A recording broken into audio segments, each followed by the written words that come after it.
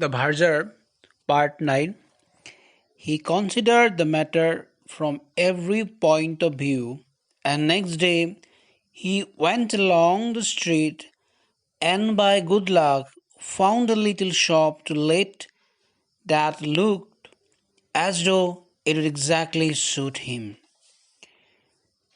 তেওঁ গোটেই কথাটো ভালদৰে বিবেচনা কৰি ল'লে আৰু পিছদিনা সেই ঠাইলৈকে গ'ল আৰু তেওঁৰ ভাগ্য ভাল যে তেওঁ এখন সৰু দোকান ভাড়ালৈ ল'বলৈ বিচাৰি পালে আৰু যিটো তেওঁ একেবাৰে সঠিক হ'ব বুলি ভাবিলে।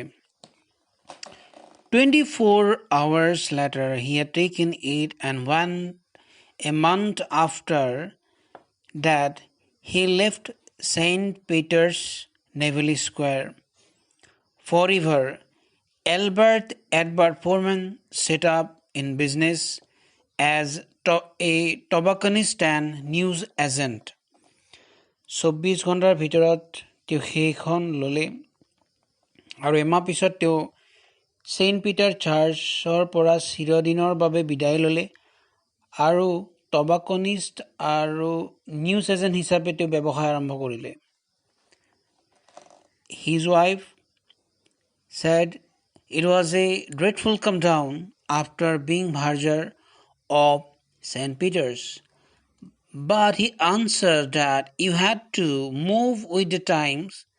The church was not what it was, and henceforth he was going to render unto Caesar what was Caesar's.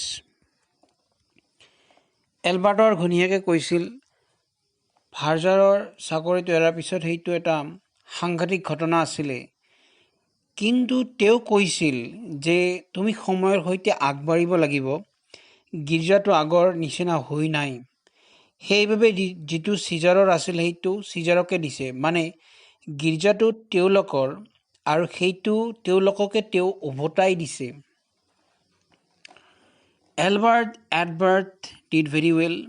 He did so well that in a year or so it struck him that he might take a second shop and put a manager in. এলবাৰ্টে খুব ভাল কৰিলে, ইমানে ভাল কৰিলে যে এবছৰৰ ভিতৰত তেওঁ দ্বিতীয় দোকান এখন ল'লে আৰু তাত মেনেজাৰ নিয়োগ কৰিলে। He looked for another long street that had not got a tobacconist in it, and when he found it and a shop to let, took it and stock it. তেওঁ আকৌ তেনেকুৱা ঠাইলৈ গ'ল য'ত টবাকনিষ্ট শ্বপ নাই আৰু বিচাৰি পালেই তেওঁ সেইখন ল'লে আৰু বস্তু মজুত কৰিলে। This was a success too.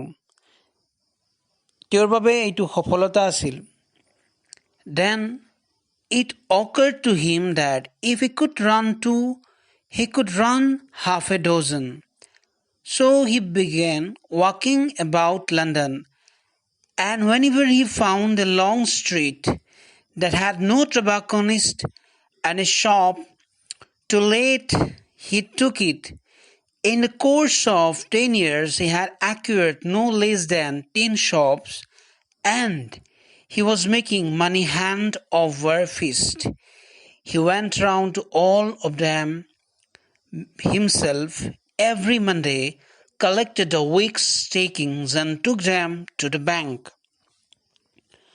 তাৰ পিছত তেওঁ ভাবিলে যে যদি তেওঁ দুখন দোকান চলাব পাৰে তেনেহ'লে ছয়খনো পাৰিব, গতিকে তেওঁ লণ্ডনত এনেকুৱা ঠাই পালে য'ত টবাকনিষ্ট শ্বপ নাই, সেই ঠাইত তেওঁ দোকান ল'লে। 10 বছৰৰ ভিতৰত তেওঁ প্ৰায় 10খন দোকান খুলিলে আৰু প্ৰচুৰ পৰিমাণে টকা ইনকাম কৰিলে। প্ৰতি সোমবাৰে তেওঁ সেই দোকানবোৰলৈকে যায় আৰু সপ্তাহৰ টকাবিলাক লয় আৰু সেইবোৰ বেংকত থয়। One morning when he was there paying in a bundle of notes and a heavy bag of silver, the cashier told him that the manager would like to see him. He was shown into an office and the manager shook hands with him. এদিনাখন যেতিয়া তেওঁ টকা আৰু ৰূপৰ মুদ্ৰাৰ টোপোলালৈ বেংকত থ'ব গ'ল, তেতিয়া কেছিয়াৰে ক'লে যে মেনেজাৰে তেওঁক লগ পাব বিচাৰে। তেওঁ অফিচলৈকে গ'ল আৰু মেনেজাৰক লগ কৰিলে।